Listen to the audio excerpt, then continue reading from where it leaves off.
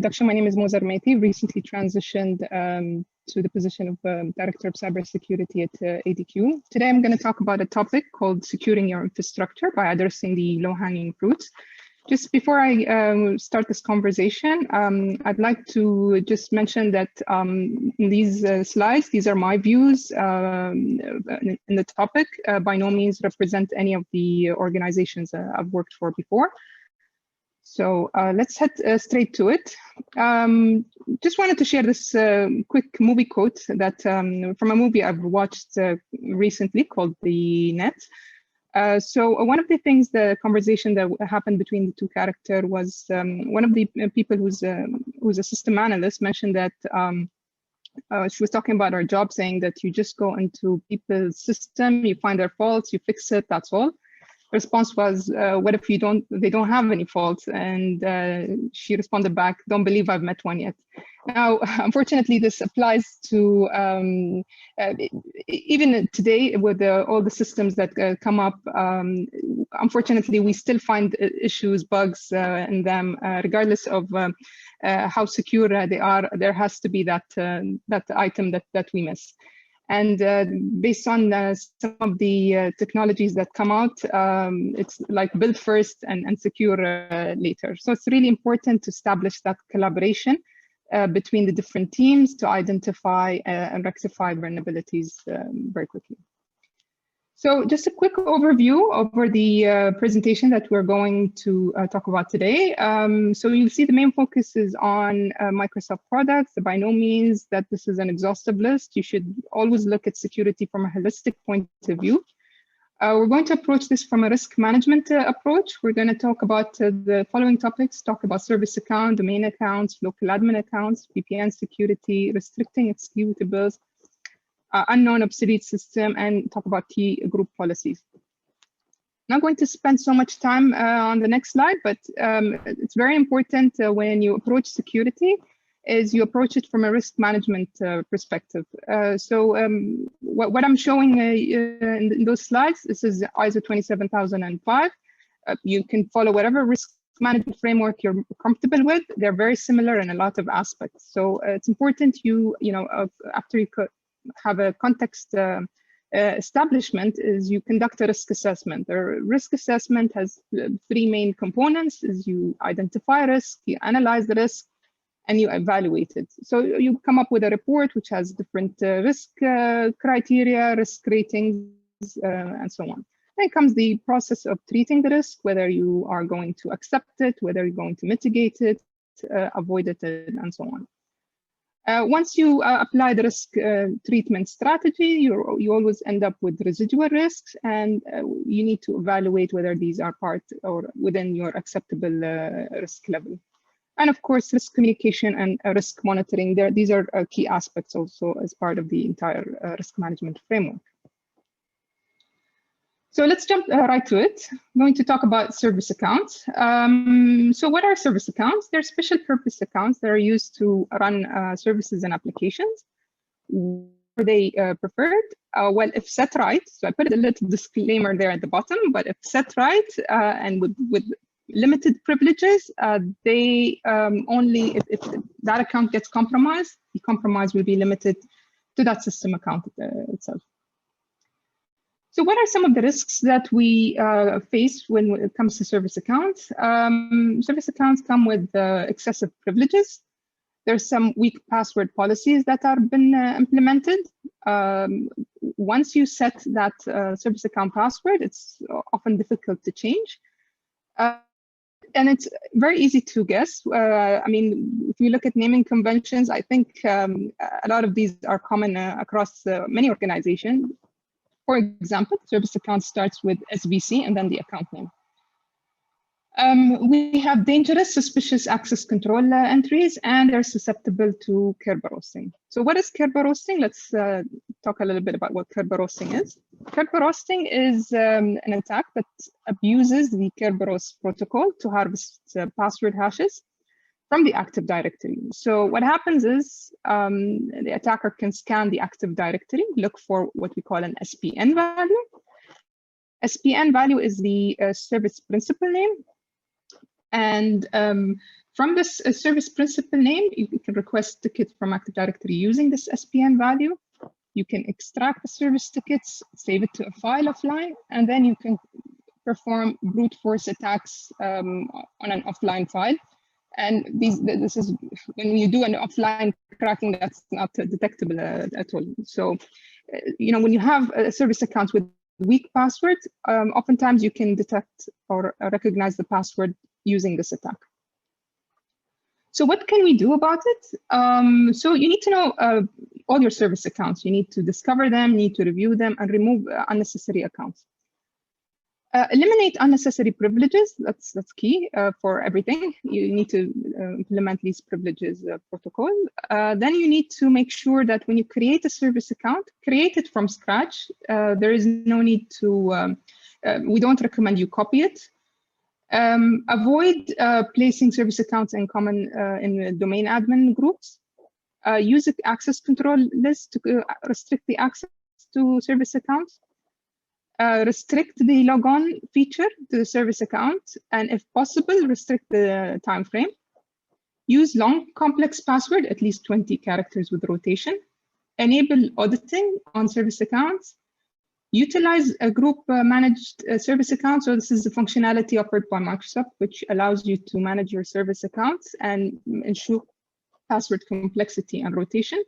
And finally, make sure you conduct a regular audit on your passwords, on those service accounts and their passwords. Jumping on to the next topic, we're going to talk about domain admin. Just to differentiate between the group of admins in the Active Directory, we have a group called administrators. So the members of these groups have full control on all domain controllers. And then you have the domain admin, which is members of this group have full control of that particular domain. What are some of the risks? So with the domain admin, you come across some certain scenarios where there are way too many domain admins that exist. Oftentimes, admins will set the password to no expiry. And oftentimes the admins will set the password to something very easy to remember, which gives us or gives attackers a really good thing to target and try to abuse. So what can we do to mitigate the risk? So reduce the number of domain admins. Ideally, you should limit it to 2 domain admin. But again, based on your risk appetite, that's something you need to decide with your team internally. Ideally, you should use a privileged access management solution with auto-rotation and randomization of the password. Use a separate account for admin and day-to-day activities. Make sure you use complex passwords. Now, if you have a privileged access management solution, it takes care of it. And finally, enable a multi-factor authentication. So in case the account gets compromised, you still need that second factor to access your system. Next, let's talk about local admin accounts. So what are local admin accounts? They're user accounts that can manage a local computer, and they have no privileges to modify Active Directory or other computers in the network, just full privileged access on that particular workstation. So what are some of the risks of local admin accounts? So too many users get assigned local admin on their machines. There is no reason for it. There are common attack vectors by hackers.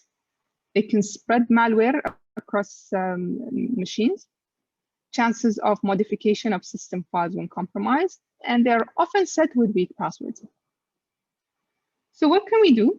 You don't really need a local admin, but if you do have a use case for it, then keep it, but we generally recommend you disable it. We suggest that for all users, remove them from local admin account. Don't give them the privileges to install anything on their machine. Disable local admin accounts, and so if you do need a local admin account, disable the default one and create a new one. Reason for this, attackers can still identify the local admin account through what we call an SID number. Then we suggest you use a different complex password for all accounts. It might sound daunting, but there are solutions that can help with this. Use local administrator password solution. This is another functionality you can leverage, and you can manage all those local admin accounts through the Active Directory. It randomizes the password and it rotates it on a regular basis. Before we wrap up the password section or account section in that sense, I just want to touch upon two attack vectors that are very common in VAPT. So we have Mimikatz. Mimikatz, if for those who are not aware of, Mimikatz is an exploit tool that allows attackers to dump memory to extract credentials, hashes, pins, Kerberos tickets. If successful, you can do a lot of damage to the organization. You can, however, make things really hard for an attacker once they are on the network. So what can you do? You need to make sure you obviously update the patches on your Active Directory. Disable the debug right for local admins on all servers and workstations. Disable the WDigest protocol across the board. Now, this is by default disabled from Windows 8 onward. Now, here is where you need to be careful. Enable the LSA protection because this can damage things. And in any case, whenever you apply any of these policies, make sure that you follow a proper change management process. Disable storage of plain text passwords in Active Directory. Enable restricted admin modes. You need to enforce the enable restrict delegation of credential to remote servers. So this is a group policy, just enable that. Disable password caching. You might want to be careful with this one, especially for people who work remotely. Put administrative accounts in protected users Active Directory to force Kerberos authentication. And finally, utilize the credential guard. From its name, it's used for protecting credentials. Not going into details on each one of those for the sake of time.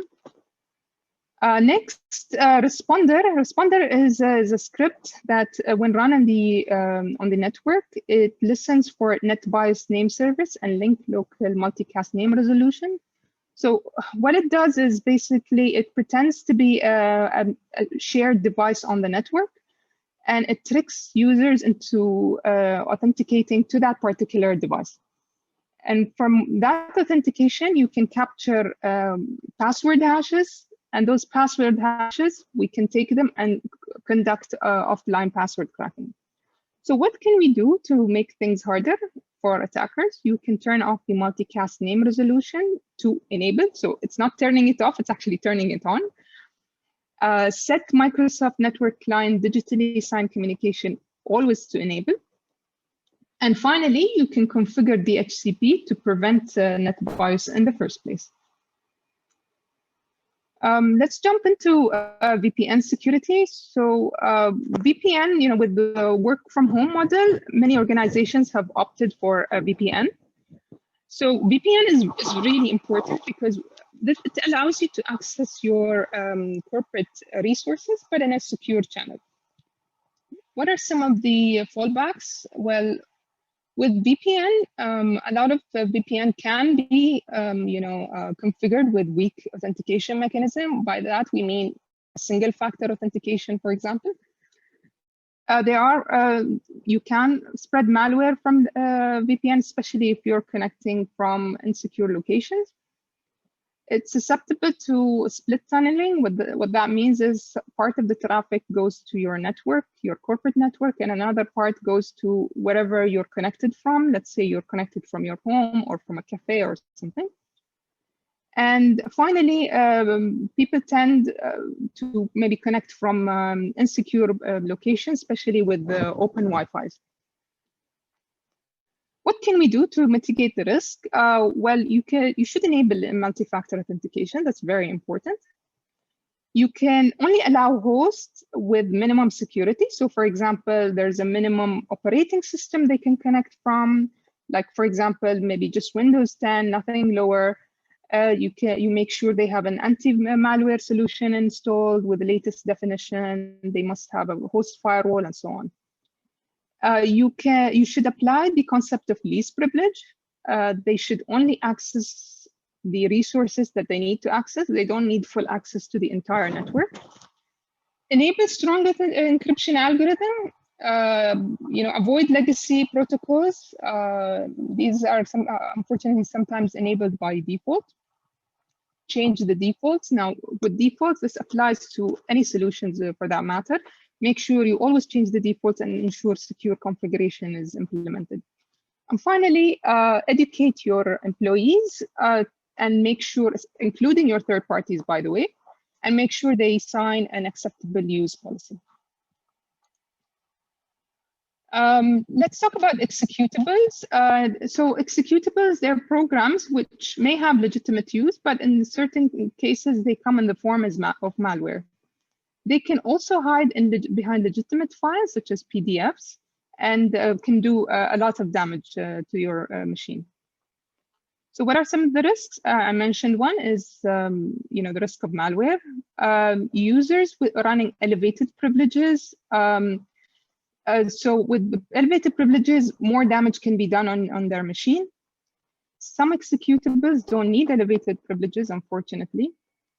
They are not blocked by default by the organizational policy. Organization may lack sandboxing technologies. And finally, USBs may be allowed, which can allow the spread of malware.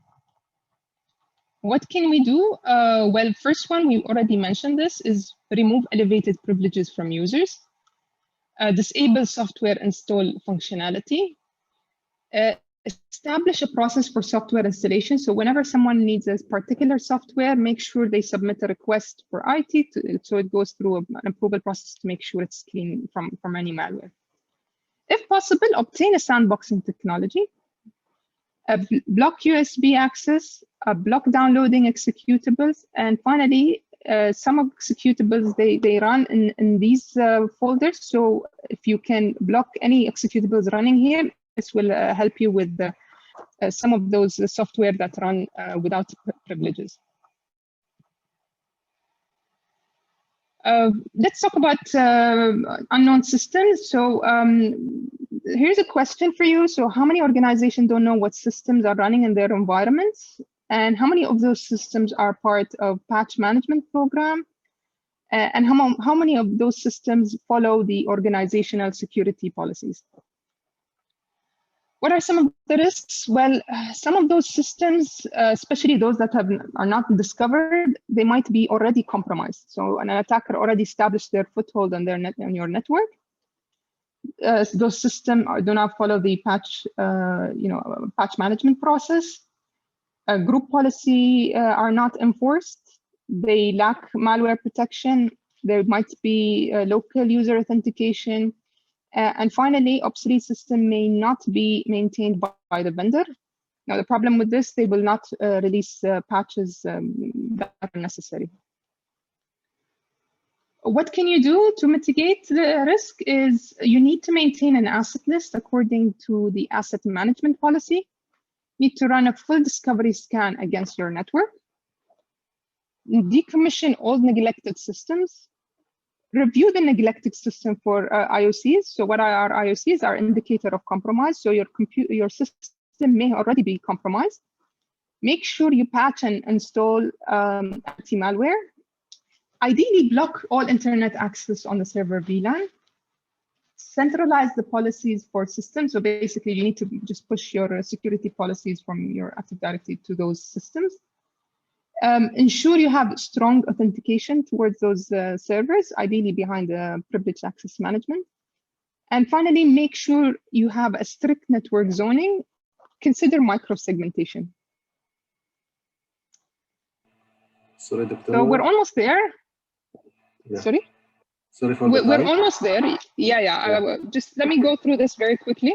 Thank you. So some of the best practices to follow from a group policy perspective. Now, this is not an exhaustive list. You can always go back to CIS benchmarks, vendor recommendation. There are tons of resources online to get resources on this area. But some of the general ones that you need to follow: restrict access to CMD, enable network security, do not store LAN manager hash value, enable removable storage classes, deny all access, prohibit user install, we spoke about this already, disable a guest account, set the minimum password to 12 characters, set the maximum password age to 60 days, enable network access, do not allow anonymous enumeration of SAM accounts, enable prohibit access to control panel and PC settings, and finally disable SMB version 1 client and server. Just a few final words I'd like to share with you. Security is a journey. It's not a project that you can just deliver and get it out of the way. No, it's a journey. It's a process. You need to continuously review. You need to establish a holistic approach. So what we focused on are a few of the things that we think, what I think is important, but you need to look at different operating system applications, database, network, cloud, and so on. Approach security with a risk management approach is very important. Always assume you're compromised and think of ways attackers can bypass security. And finally, always involve management in your decision. Security team is an advisory role at the end of the day. And last piece of advice, just read a lot, interact a lot, talk with people a lot, attend conferences such as these so you can share the knowledge, and hopefully you are in a better security posture than you were maybe a few days back. Thank you so much. I know there's not much time, but I'm happy to get any questions, comments, any additions to the items we just mentioned.